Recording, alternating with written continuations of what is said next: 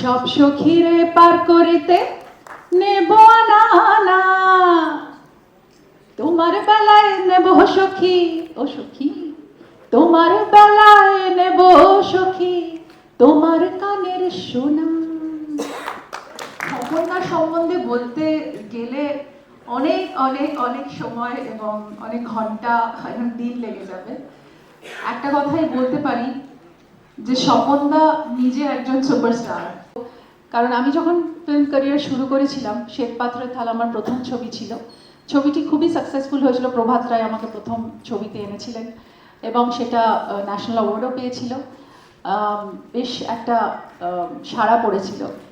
কিন্তু স্বপনদা আমাকে অদ্ভুতভাবে সেখান থেকে বেছে নিয়েছিলেন তার প্রত্যেকটা কমার্শিয়াল ছবিতে হিরোইন হবার জন্য, এবং সেটা আমার কাছে একটা ভীষণ বড় পাওয়া।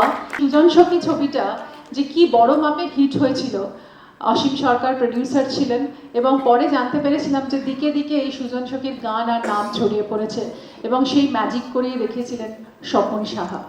আজকে সেই ছবির অ্যাক্টর আমাদের মধ্যে নেই, প্রডিউসারও নেই, কিন্তু আমরা সারা জীবন ওই ছবিটা মনে করব। কারণ আমি এখনো যখন স্টেজে প্রোগ্রাম করতে যাই, ফার্স্ট মাটির গান আমি গাই, সব সখীরে পার করিতে নেব না, তোমার বেলায় নেব সখী, ও সখী তোমার বেলায় নেব সখী, তোমার কানের সোনা।